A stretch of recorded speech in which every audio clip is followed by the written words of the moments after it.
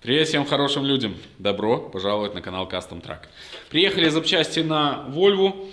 Синенькая панель, я ее купил в Могилеве у парней на разборке. Также приехали 3 подушки, одну из которых я уже установил. Выработана система. Самое важное и самое главное при установке наших подушек, это у всех машин по-разному, это запрессовать на пьедестал. На пьедестал, как только я запрессовываю нижнюю часть, верхнюю часть обмазываю герметиком, чтобы она не сваливалась, и все становится, и все работает. Вот такой способ. Но запрессовать на чашку — это всегда квест.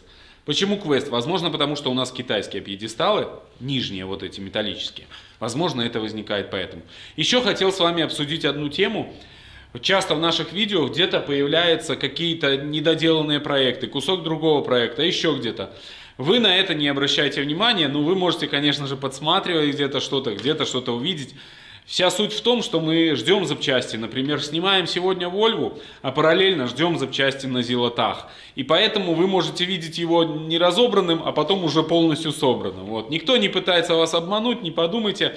Просто, это связано с тем, что мы не можем сразу взять и снять целую серию. Серии снимаются по 2-3 недели, одна серия. То есть какую-то серию мы снимаем, грубо говоря, за 3 дня, а какую-то 3 недели. Так работаем мы, вот почему-то в таком ключе только у нас получается. И поэтому я не стараюсь что-то скрывать от вас, где-то что-то прятать. Зрители на Бусти, они знают вот всю движуху. То есть, собственно, если вы тоже хотите быть вот во всей движухе, то можете подписываться на Бусти, ссылка будет в описании. А наша задача сегодня продолжить заниматься нашей Вольвой. Я в душе искренне надеюсь и очень сильно хочу сделать нашу Вольву очень красивой, чтобы у нас был красивый эвакуатор. Во всяком случае, такая задача стоит передо мной. Поэтому докупаю всякую пластмассу, которой не хватает. Возможно, вы даже этого и не заметили. Сейчас вам покажу. Именно вот здесь у нас не хватает таких вот мелких пластиковых деталей. Вот тут она будет стоять. Видите? Такой дополнительный какой-то воздухозаборник. Он здесь не особо нужен и не особо он как-то влияет на что-то, но тем не менее он должен быть с завода, и поэтому пытаемся все дособрать.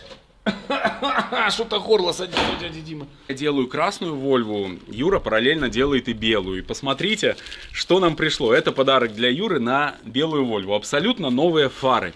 Парни из Modern Light, город Могилев, земляки наши, заметили, что у нас плохой свет на вольвешнике и решили нам помочь.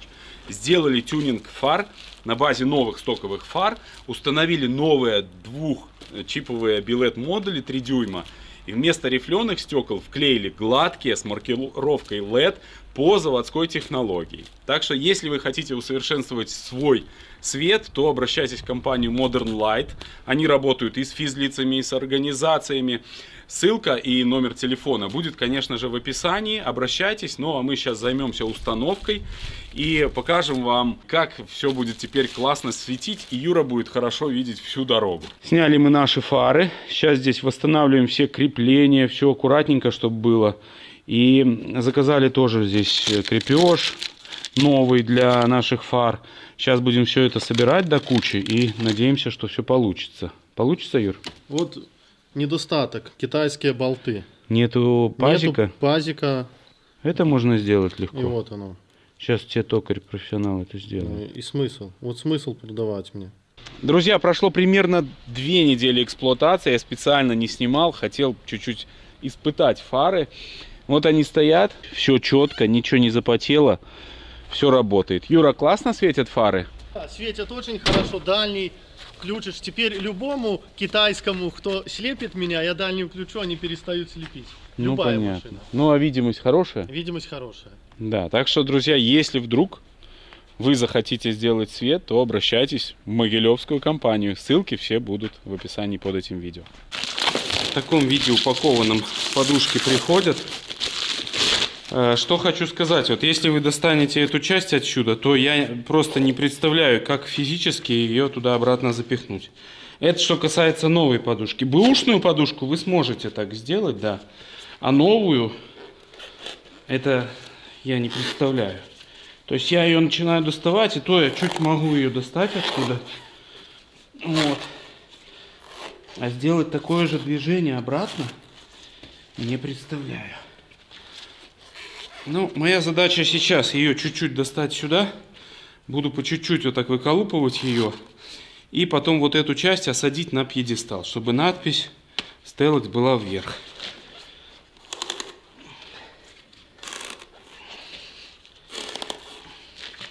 В общем, потихоньку, помаленьку это все реально сделать. Но обратно ее туда запихнуть, это просто из разряда невозможного. Видимо, они на заводе это делают, пока эта резина еще не застыла. Ну, нам уже достаточно вот этого вот, я думаю, расстояния. Сейчас всовываю туда нашу шайбу оправочную. Вот. Она будет направляющей нашей. И через пресс будем задавливать.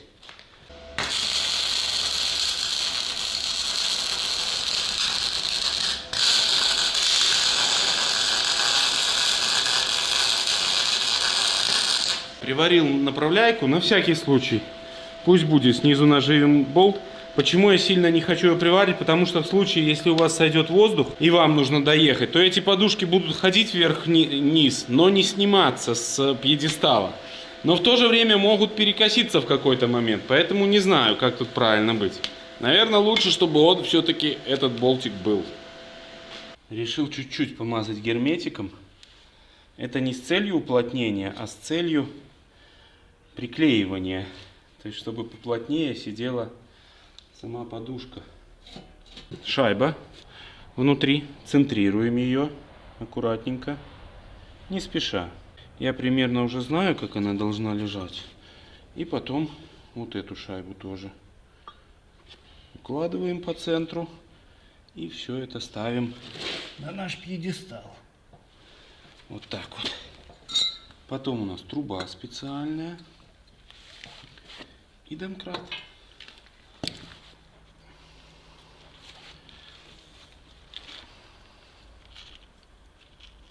И вот проблема, что подушка это начинает ерзать, блин, взад-вперед. Особенно вот если чем-то помажешь. Я уже думал на сухую. Ну, на сухую, наверное, это тоже такое себе. Не знаю. Может, у меня какой-то, блин, все-таки спецспособ. Не совсем правильный. Ну и другого я тоже не знаю способа, к сожалению.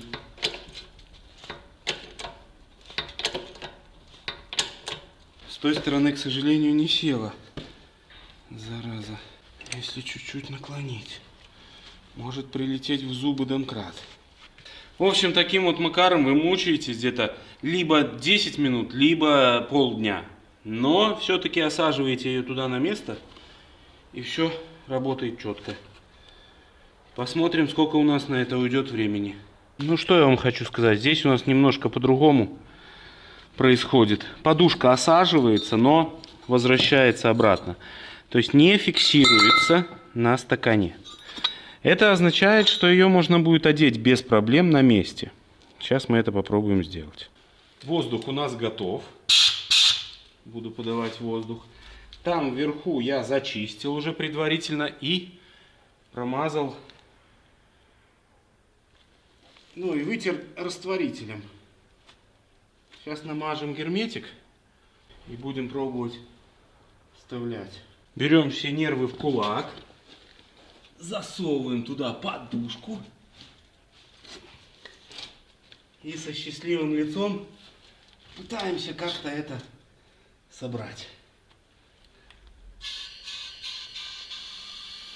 В одну секунду. Видали? Бля. Что-то перекосило.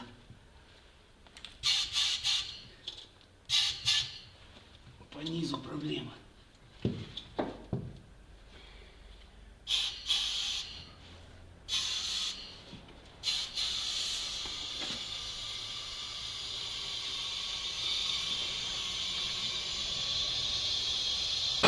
Вот проблема, видите? Она выскочила, то есть произошло то, чего я боялся, блин. Может, я смогу ее вставить обратно?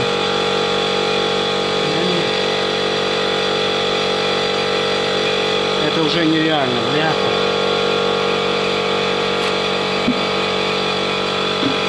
О, это катастрофа, блин. К сожалению, подушку я так и не одел. Закончились у меня силы и нервы. Я решил заняться второй подушкой. Но здесь у нас оригинальный отбойник, вот эта нижняя часть. И каково мое было удивление, что сюда никаких проблем не возникло одеть вот эту подушку. Потихоньку, по кругу бей себе, никаких проблем. Все почему? Потому что у нас оригинальный стакан. Вот, вольвовский. И он, видите, позволяет туда аккуратно, не спеша набить подушку. Вообще без проблем, потихоньку вот по кругу я простукиваю. То есть реально, если бы я здесь смазал, она лучше бы села. Но в той подушке, в предыдущей, я помазал герметиком, но это, возможно, была ошибка. Сейчас все вымою и попробую на сухую одеть, чтобы она там сидела. Как только она будет сидеть, так сразу я смогу запаковать. А если два ерзают вот так вот конца подушки, то это невозможно. Вообще нереально. Сейчас ставим эту, потом продолжим веселиться с последней, по сути, подушкой. Ну, для начала вот эту надо вставить. Вставляю сейчас эту всю конструкцию, и я думаю, эта подушка вставится быстро и без проблем.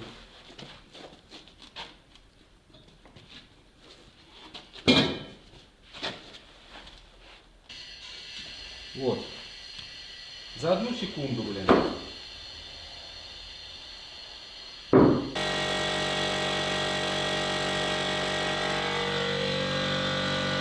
Все просто, потому что все оригинал. Все становится без каких-либо вопросов, блин. Ладно, сейчас будем думать дальше. По поводу оставшейся. Я тут прикинул, блин. Завод Volvo делает, а что, Custom Truck не может сделать? Сейчас мы сделаем по заводскому принципу стакан. И все. То, что не смогли сделать китайцы, мы сделаем в гараже. И будет работать. Я уже наварил чуть повыше стаканчик этот. Естественно, мы здесь обрежем основную часть, все зачистим. И я думаю, эта подушка сядет туда без проблем. Так что зачищаем, и все будет работать. Я уверен.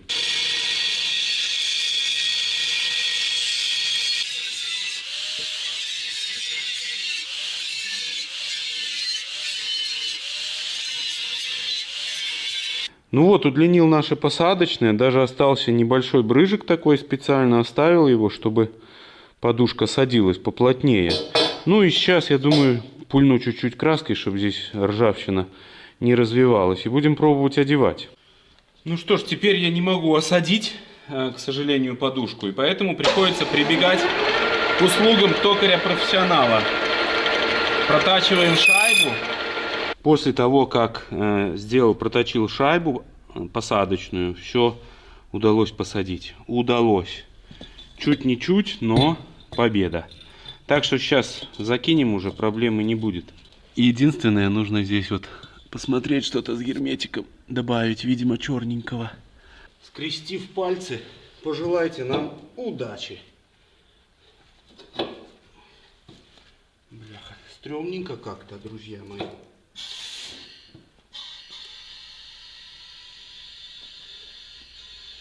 Как-то стрёмненько, бляха.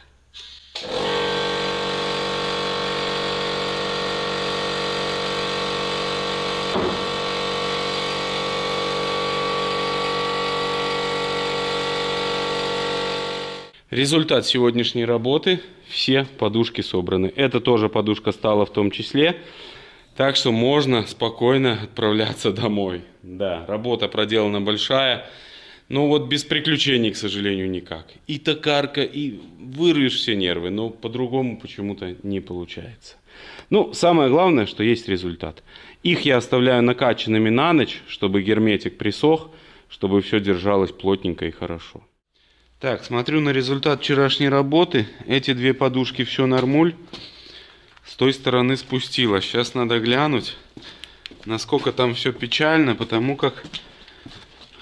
Я думаю, она вывернулась, если честно. Но не соскочила, это уже радует. Вот она, видите, как это работает. Она потихоньку отрывалась, но не оторвалась. Ну, это уже хорошо. Сейчас, я думаю, мы опустим. Либо, может быть, накачать нужно. Ну, а эти остались накачаны, и все хорошо с ними. Это радует. Ну что ж, продолжаем. Сейчас соберем эту всю пневмосистему нашу. И я думаю, начнем с того, что опустим домкрат. Да, и я думаю, можно будет пробовать уже экспериментировать. Вот, поставлю клапана сейчас, клапан точнее, который приехал. Единственное, я не знаю, где здесь какие выходы и как это работает. Ну, попробуем что-то потыкать, поэкспериментировать. Трубки на подушке я все соединил. По сути, здесь мы можем накачивать воздух. Но прежде чем мы накачиваем воздух, нам нужно обязательно попробовать установить этот кран, который мы приобрели. Заметил я, что он крутился сверху. Вот следы, видите, кто-то крутил. Но электромагниты срабатывают. Сейчас я проверил. Но здесь отверстие гораздо большего диаметра, поэтому нам нужно сейчас выточить 3 переходника под наши трубки. Принципиально этот кран такой же. Он тоже имеет 3 выхода, как и наш оригинальный, и 2 электромагнита. Как он работает, я не знаю.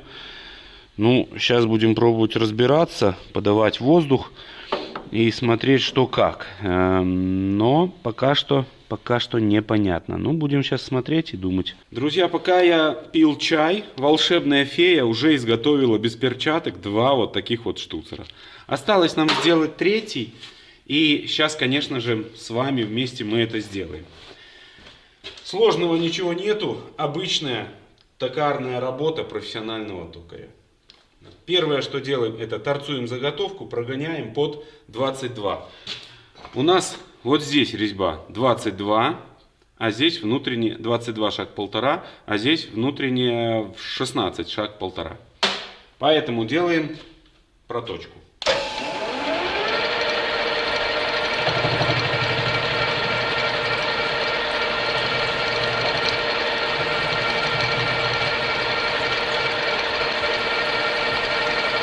За проход снимаю 2 миллиметра.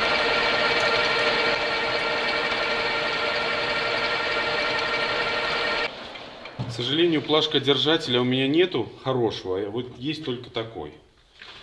Странно, у меня их достаточно там, ну, хватает. Но именно под такую лерку нету.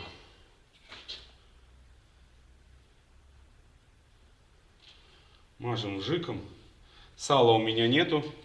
Сало на вес золота, я его сразу съедаю. Много кто мне пишет, чтобы я нарезал резьбу метчиком.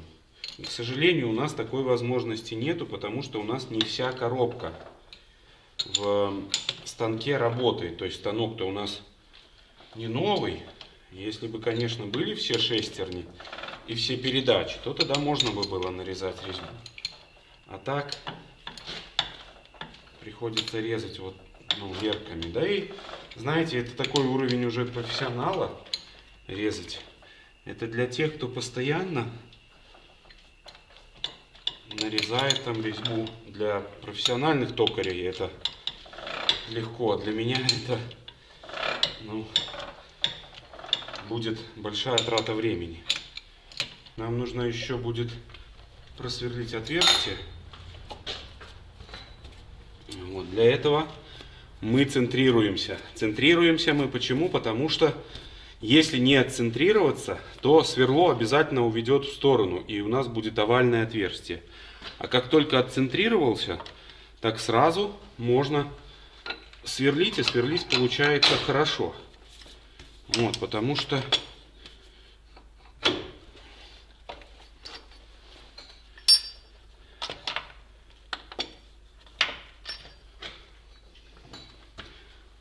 вот такое центровочное сверло используется мною.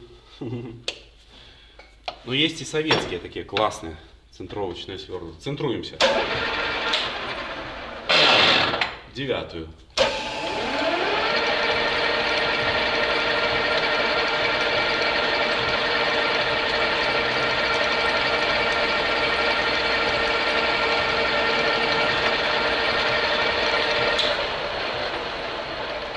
Вот у нас получилось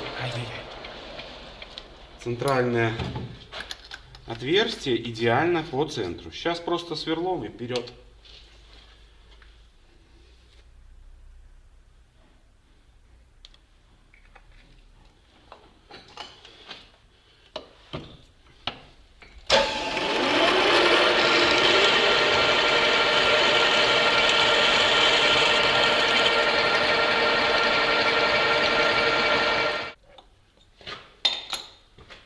Вот такой первоначальный этап. Сейчас отпилю и будем дальше, покажу вам. Отпилил заготовку, торцуем.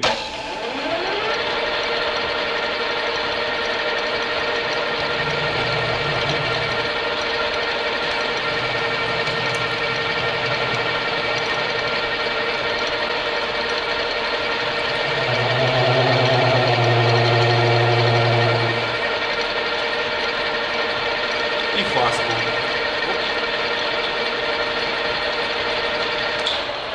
Сверлим сверлом на 14,5, чтобы нарезать резьбу 16, шаг 1,5.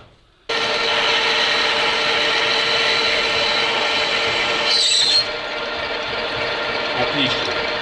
Следующая наша задача — это нарезать резьбу 16, шаг 1,5.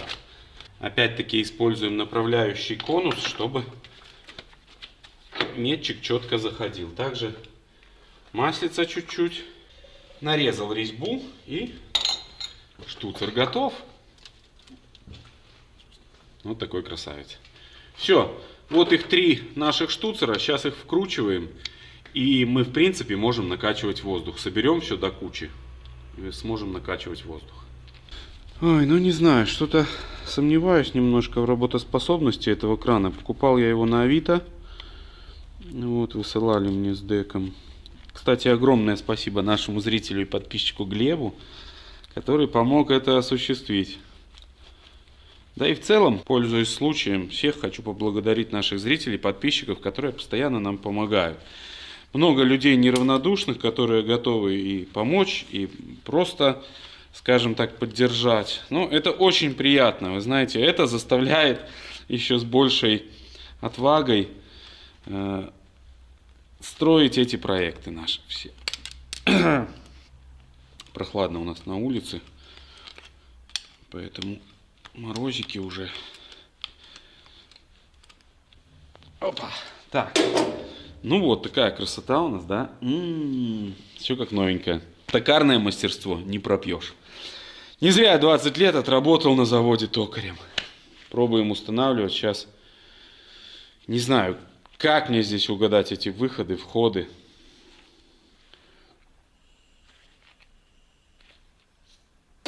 Вот эти между собой дуются. Рискну предположить, что это как раз таки выходы на подушки, как и у нас. И сейчас я, наверное, сюда подушки подключу, а сюда вход. Он не дуется, он будет срабатывать только лишь тогда, когда подаешь ток, скорее всего. Попробуем по такой схеме соединить на первый раз. Кран установил, снял фишки. Здесь они в Вольве снимаются. Разобрал вольвовские фишки и одел на наш новый кран. К сожалению, чуть-чуть вот этот провод коротковат, но это можно все исправить. Там его подтянуть потом. Но есть уже какие-то глюки вот здесь, нездоровые. В этом клапане постоянно вот здесь плюс почему-то. Хотя он должен от кнопки быть. Не знаю, ну буду разбираться. Перед тем, как запускать Вольву, решил слить с нее воду. Она у нас на воде, как вы помните. И залить антифриз, чтобы заводить уже на антифризе и заодно, чтобы она прогоняла систему. Вот такой у меня план. Взял шланг, там на радиаторе есть крантик. Шланг можно одеть на крантик и слить воду. Сейчас попробую это сделать. Подсоединил нашу трубку. Вот. Так будет легче. Пошла водичка сливаться. Все, пусть сливается. Чистенькая, кстати, идет.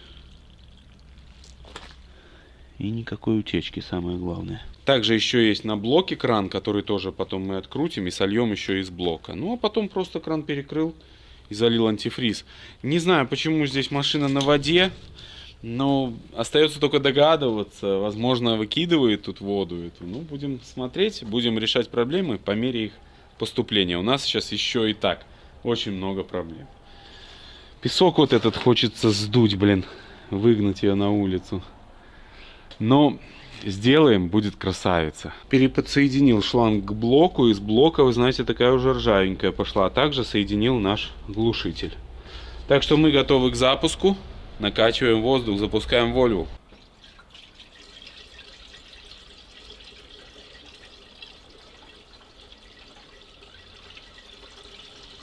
Вроде пока не плывет нигде. Хорошо. 38 литров примерно вошло. Чуть-чуть буквально осталось. И, в принципе, полный бачок. Ну как, он еще, естественно, вернет свое, но уже можно сказать, что почти полная система. Запускаем мотор.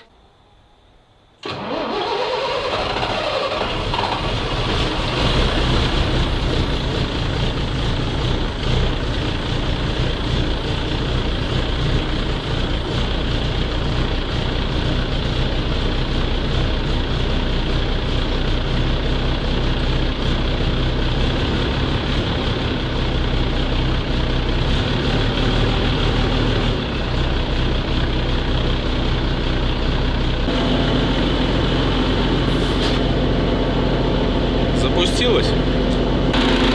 Глушитель дырявый и находиться в гараже нереально, но передняя подвеска работает. Сейчас вам покажу. Уменьшил обороты, вот там, видите, дырка у нас. Ну, смотрите, вот сейчас включена передняя подвеска. Причем работает очень быстро.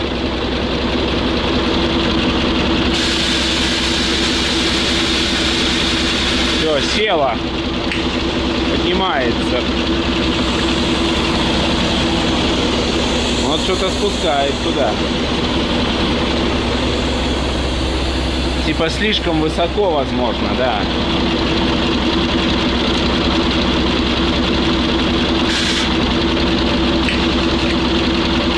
А как вот нам сделать в автомат, я не знаю.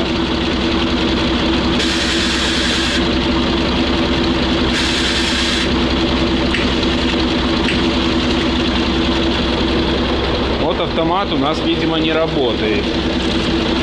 Теперь на заднюю подвеску. А сзади ничего не работает у нас. Странно. Опа.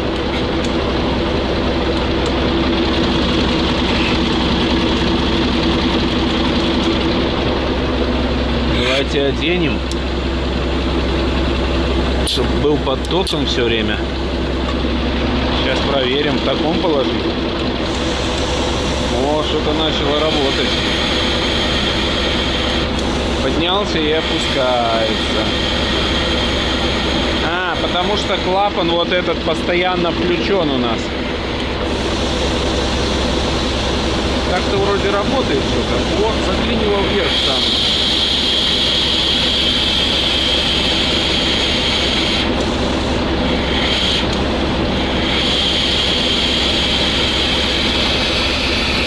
Заклинило в верхнее положение. Сейчас вот опускается, непонятно почему. Вот я нажал кнопку. Ну, сзади что-то некорректно работает, а вот передняя работает четко. Сейчас будем разбираться.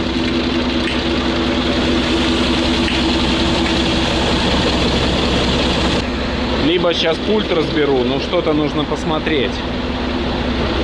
Вот он спускает полностью.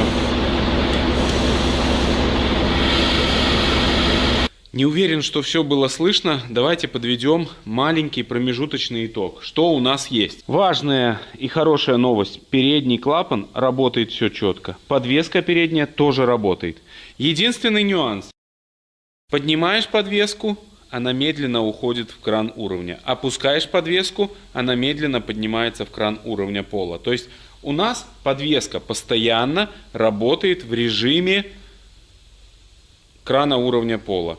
И нужно сделать так, чтобы, возможно, скорее всего, вот этот клапан отвечает за переключение между транспортным положением и положением регулировки уровня механически.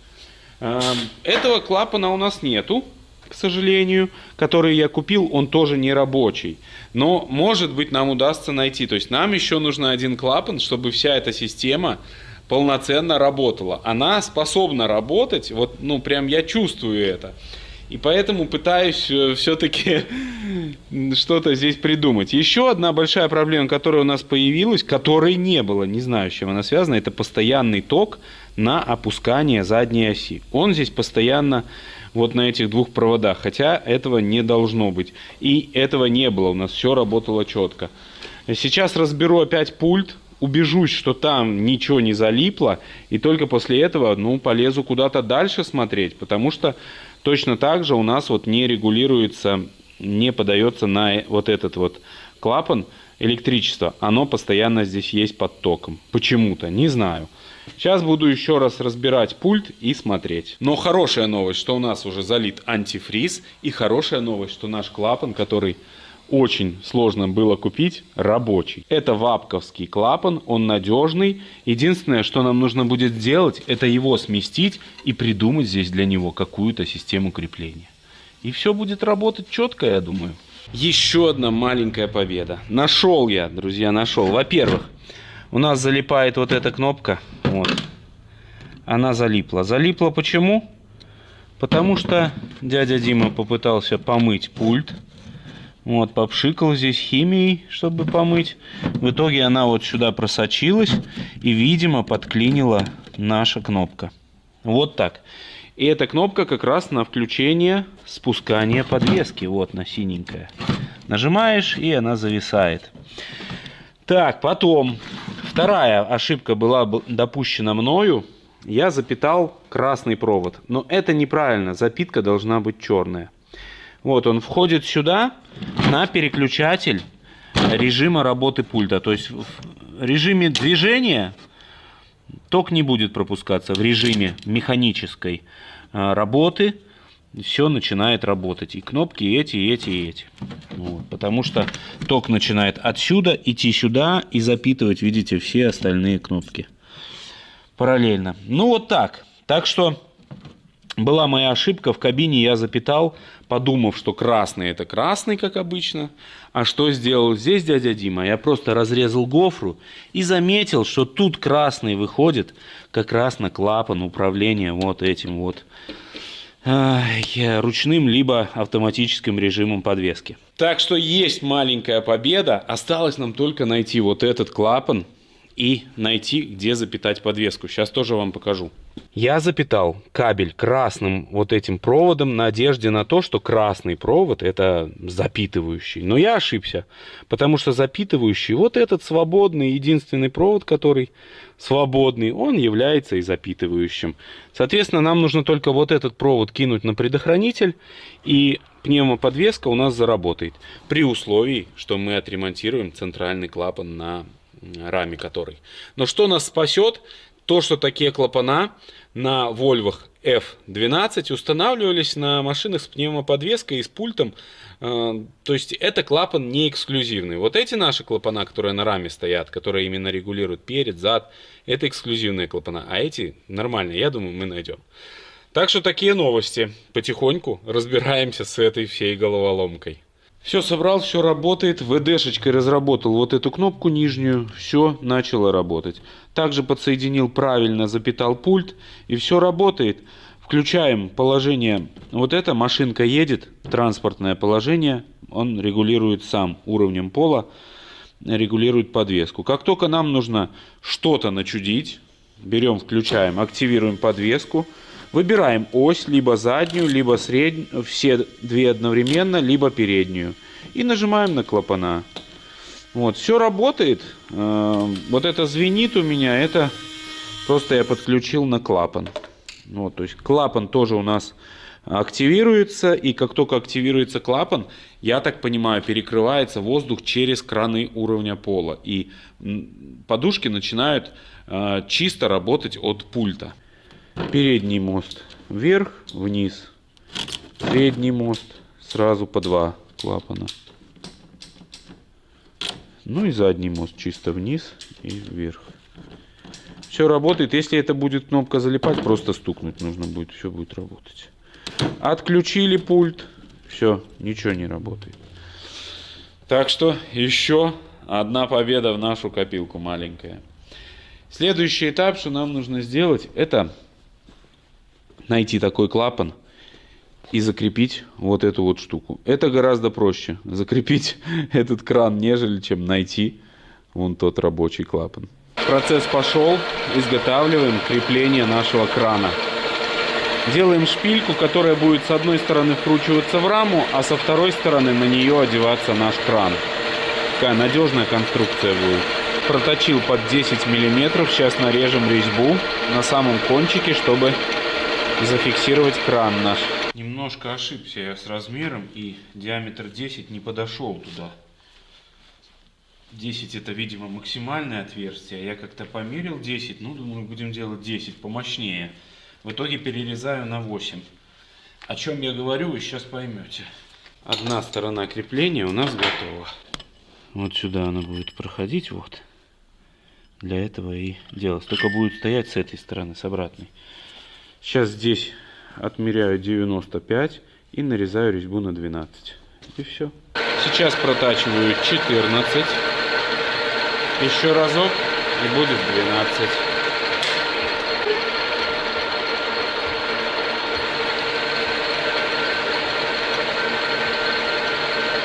Шпилька наша готова. Сейчас покажу вам ее. И вы все поймете.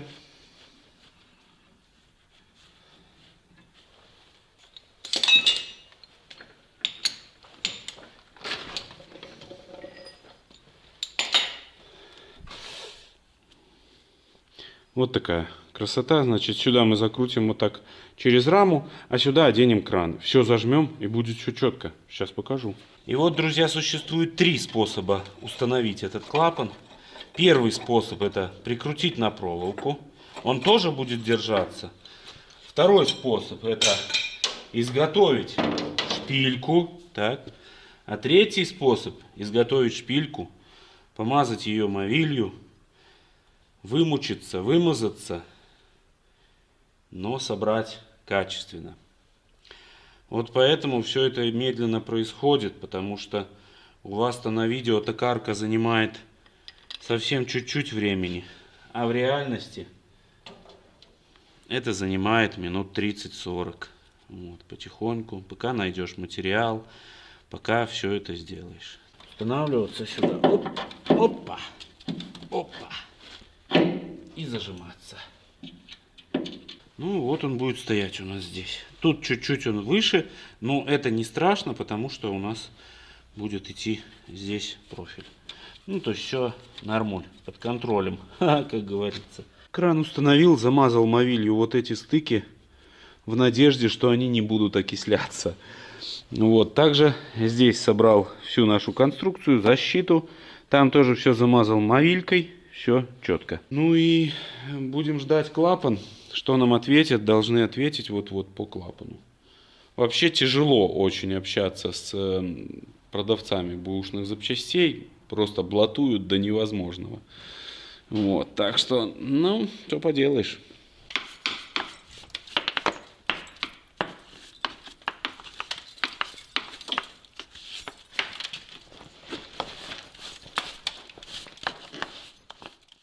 Друзья, у нас есть хорошая новость по Вольве. Нашел я клапан, который нам нужен. Он бэушный, но он щелкает. Это уже радует. Если он щелкает, значит велика вероятность, что он реально рабочий. Я попробовал подсоединить, все кляпает. Поэтому наша сейчас задача снять наш клапан, который не рабочий, у него отломана здесь голова, и установить вот этот. Это будет непросто, потому что здесь столько фитингов, как это все, я пока что не представляю. Ну, будем сейчас пробовать.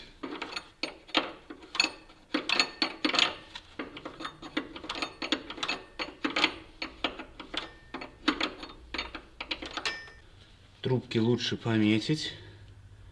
Один, низ. Это упростит и сборку, и обезопасит от косяков. Трубки я все открутил, остался только болт крепления самого крана. Он на 6. Маленький. Блин, как оно все укоревает.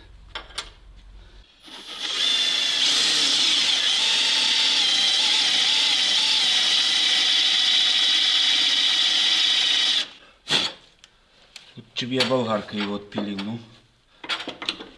Гаденыш. Ну вот он клапан. Сейчас будем его перекручивать, все эти фитинги как-то. Пока не знаю как. Разобрал клапан, который купил. Все болтики у него открутились. Вот здесь даже присутствует у него смазка заводская. Ну, внушает доверие. Внушает. Вот они, два одинаковых. У нас отломана вот эта вот часть у нашего клапана. Так вот правильнее будет, наверное. Вот тогда. Вот. Редчайшая вещь, нигде не найти. Ладно, сейчас будем пробовать как-то здесь пытаться перекручивать вот эти вот тройнички. Они отличаются от этих немножко. Ну что, народ, нам, в принципе, можно сказать, что повезло. Клапан я установил, подсоединил все наши выходы, все собрал, но возникла одна проблема. Это вот эта маленькая, зараза, трубочка. Не могу я найти ни фитингов, ни крепления. Я думал, что у меня есть, но, к сожалению, он, зараза, не такой. Поэтому мы опять зависаем. Либо придется мне переточить, либо заеду в магазин, может, найду какой-то фитинг этого диаметра. Но это уже все будет, друзья, в следующих сериях. Огромное вам спасибо, что вы были с нами. Конечно же, я хочу вам пожелать только хороших людей на жизненном пути, всех благ и всего самого-самого наилучшего. Позади у нас зритель тоже в гостях.